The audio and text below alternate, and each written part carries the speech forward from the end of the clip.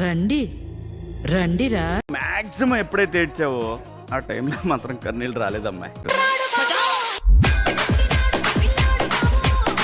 ఆయన సంగతి మీకు తెలవదు. ఆయన అట్లా నటిస్తాడు, మహా నటుడు అతను.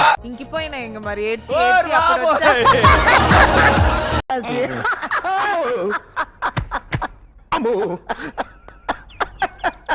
రీతు ఏం మీద కన్నా కూడా ఫోకస్ అంతా డిమాండ్ మీద చేయడం వల్ల రీతు ఎందుకో వెనకబడింది. నువ్వు ఆడే గేమ్ ఏమో ఎంత, కానీ నువ్వు షో దెంగేదేమో ఎంత. Sorry, demand వెంటబడింది.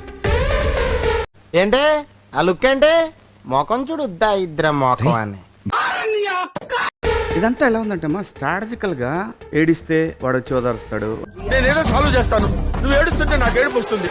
వాడిని తిడతావు, వాడిని తిట్టినప్పుడు నువ్వు వెళ్ళి మూలలో కూర్చుంటావు, మళ్ళీ పోయిన తర్వాత ఇదంతా కెమెరా అటెన్షన్ లాగా అనిపిస్తుంది. మా సార్ ఇంత ఇంటెలిజెంట్.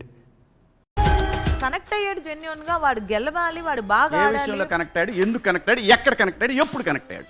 నేను ఎంతమంది చూసినా కూడా ప్రేమలోనే పడలేదు.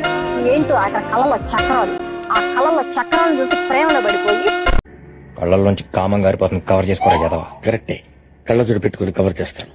Kalyan is my. అవును, ఫస్ట్ 2 వీక్స్ కళ్యాణ్తోనే ఉన్నావు, ఆ తర్వాత డిమాండ్కి షిఫ్ట్ అయ్యావు అని అంటున్నారు. షాకులు, జలకులు, ట్విస్టులు, దెబ్బ మీద దెబ్బ, ప్రతి సీను క్లైమాక్స్ లా ఉంటది.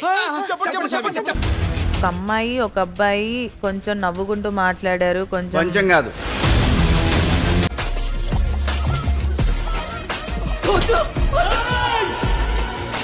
ఒక 2-3 వారాలు అయితే వీళ్ళిద్దరిని తీసి బయట వేయాలి అనే కామెంట్స్ ఎక్కువ ఉండే.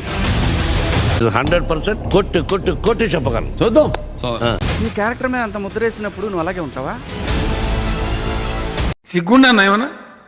సిగ్గు కూడా లేదా? చిచి. బయటకు వచ్చిన తర్వాత డిమాండ్తో అదే రిలేషన్ మనం కంటిన్యూ అవుద్దా? నేను ఇలా బుక్ అయిపోతాను కల్లో కూడా ఆడుకోలేదు.